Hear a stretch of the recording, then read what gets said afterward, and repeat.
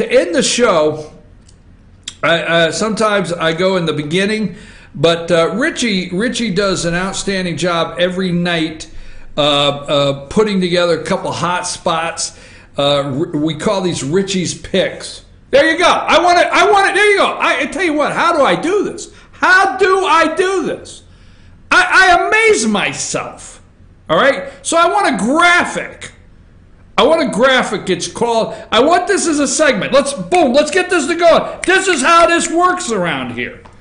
Richie's Picks, period. I mean, so what's Richie looking at today? So there you go. I want to grab, boom, it's time for Richie. Anyhow, don't want to waste any more time with that. Richie, tell me about Bye Bye Columbus. I like this one. I'm reading this, but I want you to land with this one. This cracks me up. And now we can't tell anybody the bad words, but we were watching the Sopranos over there. You finally read a book, and it's all right, whatever, about Columbus. So tell me, Richie, about Bye Bye Columbus. Well, it's official. The city of Los Angeles will no longer be celebrating Columbus Day. It will now officially be known as Indigenous Peoples Day, although for most of the city of Los Angeles, they probably wouldn't even be there had Columbus not sailed the ocean blue in 1492. But that's beside the point, I suppose. So then, in school, what is 1492? Is that not? That's just. Are they going to erase 1490? I'm not sure. You know what I mean? I believe in the 4th grade, I had to be Christopher Columbus up on stage at the PTA assembly, and he was still very much a part of history. And that I'm finding out on a daily. 20 years ago. It slowly but surely on a daily basis, I'm finding out what's wrong with you. What's that? you had to play Columbus. I mean, you're scarred for life. I'm an explorer. I'm curious. 1492, Columbus sailed the blue, and they will no longer be doing that in the city of Los Angeles. All right.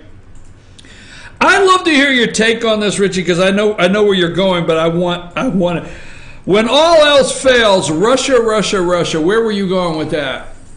Well, with the Hurricane Harvey coverage, it's quite apparent. I know you got into it a lot earlier that the bait and switch aspect from the media and the left was, okay, we're going to destroy Trump we're going to make Harvey, make him look terrible. That didn't happen. So when all else fails, Russia.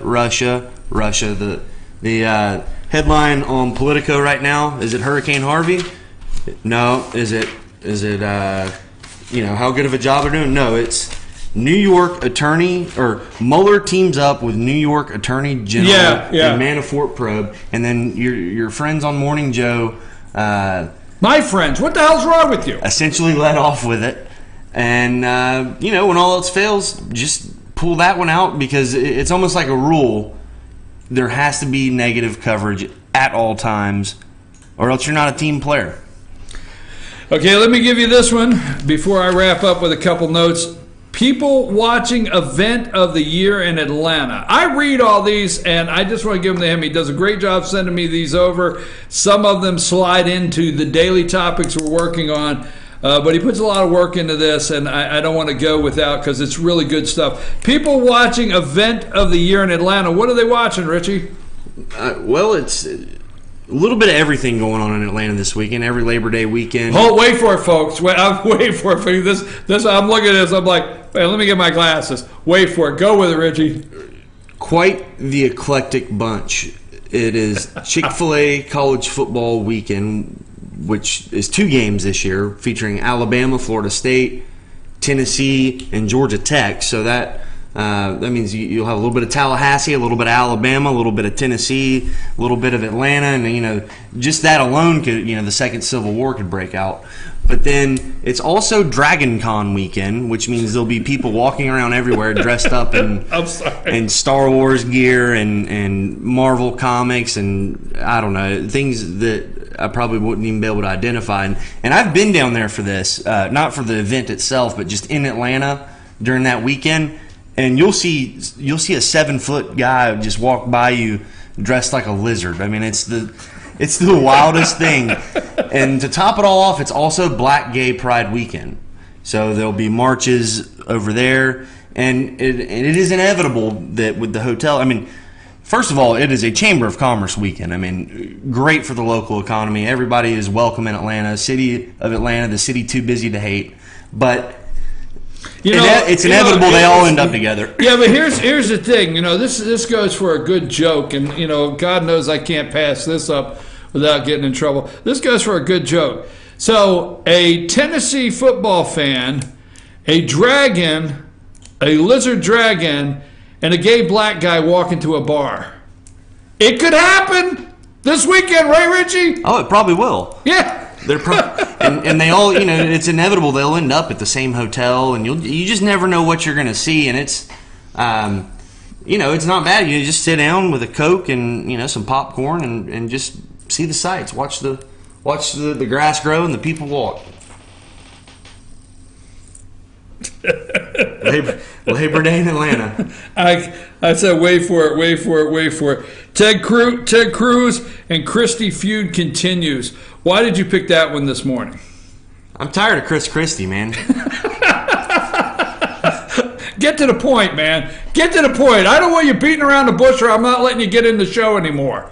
I'm tired. During the 2016 primary, I'm sure you remember. Oh, don't even get me the hug. Oh God. That was 2012 after Sandy. Yeah, Christie loving up. Yeah, I'm with you, but I mean, trust me, Christie hugging up on Obama at the bottom of Air Force One steps, 5 days before, and Christie going to. Although I wasn't a who was the candidate, Romney fan. But Christie going to the convention and being all about him. But go ahead, talk. Well, I don't dislike Chris Christie. He did a wonderful job along with Reince Priebus when he was running the Governors Association. I mean, he grew the GOP governorships by like 12, and but he can't let go of 2016 when he ran for president. And I don't know, man. It's just he loves to insert himself at the worst possible time. But what is it between Christie and Cruz? It's over the relief package. The relief package. Because the relief package for Sandy, did Cruz vote against it? He did vote against it because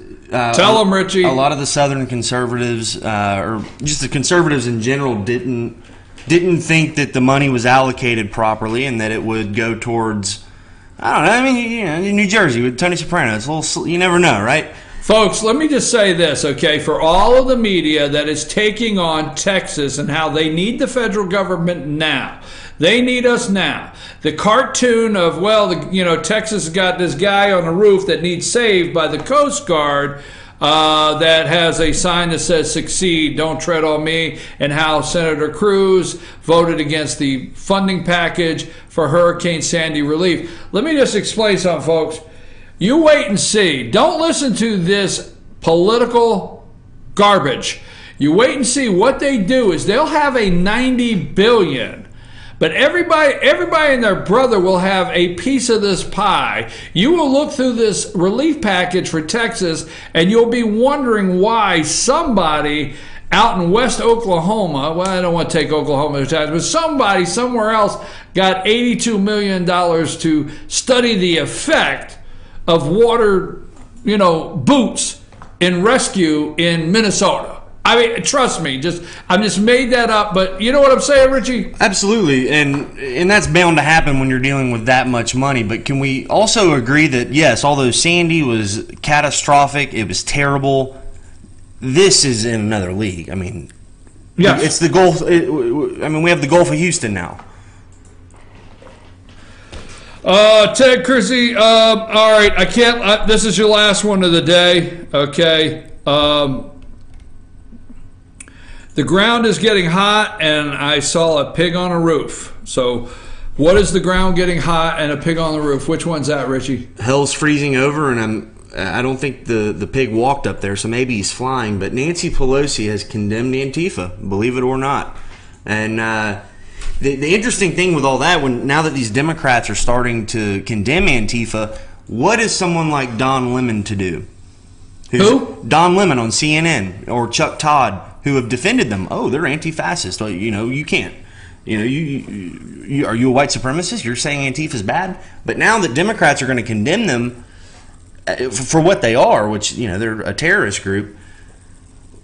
where's the boycott going to be now on Don Lemon? You talk about making commercials. We should make a clip of Don Lemon defending Antifa, and then let's juxtapose it with a video of them beating people with baseball bats and say, hey, advertisers, where you at?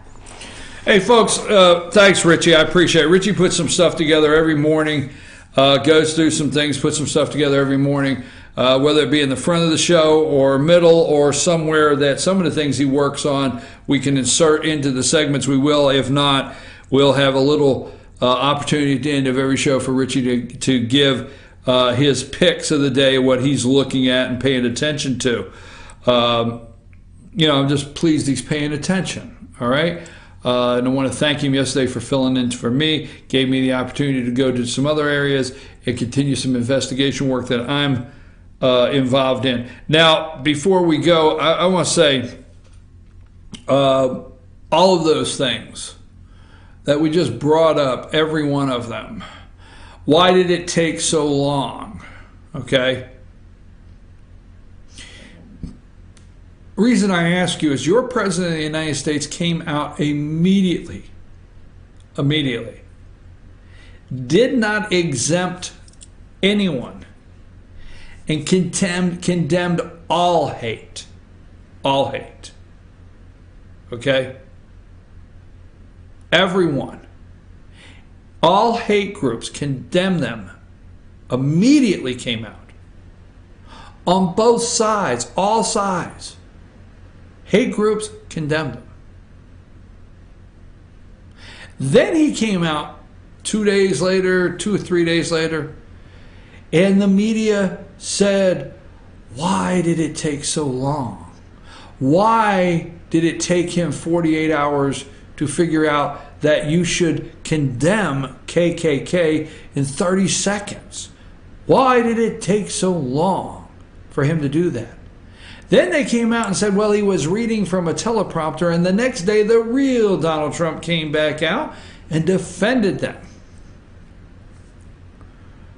Folks, Donald Trump did not tell anyone in a response position in Texas to give white supremacists, KKK, the alt-right, whatever you want to call them, preference in getting in the rescue boat. Didn't do it. All Americans. See, Donald Trump came out, and I want to close this way, after Charlottesville and condemned all hate. All. Hate from the KKK, hate from white supremacist groups, hate from anyone and everyone, hate from Antifa, hate from the left, hate from anyone and everyone. He condemned that.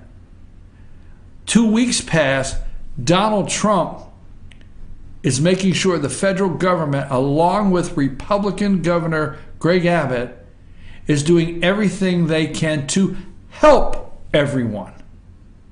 See, it wasn't 2 weeks ago he's condemning anyone for the hate and the violence and what's dividing this country. And no more than 2 weeks later, he is doing anything to help everyone and not discriminating against a person. But the media won't let you know that. He doesn't have the empathy. I'm your host, BKP. The President of the United States may have a checkered past. He may have that New York, Manhattan outlaw. And he may have liked the ladies. I don't know. But you have a president of the United States that's a good man and loves his country and loves all the American people and denounces anyone that is interested in dividing us and conquering this country. He also has to deal with North Korea. Thank you. Lefties, globalists, nuke sympathizers. You know, the left always came out on nuclear proliferation. You know, I had to learn that word. I didn't want to go through life saying proliferation. Well, hell, you know me. 3 syllables is my max. Right? But no, nuclear proliferation. You know, I had to learn all these acronyms on these treaties and everything because we were going to destroy all these nuclear warheads. At the same time, the left was letting the whack job build them up. It is 10 o'clock. Thank you, Rose. Thank you, Richie. Blame this one, Sam. Next time I'm going to get her on the show tomorrow. And I'm going to say, Sam, tell the people whose fault this is. Tomorrow, Sycamore Crossing, rain or shine, we're going to be in Blue Ridge. Ken, look, we're going to be in Blue Ridge at Sycamore Crossing, or Ken, warm up the pizza ovens because BKP's on his way. Blue Jeans Pizza. Take us out of here, Richie. Great day. Thanks, everyone. That's it. We're done.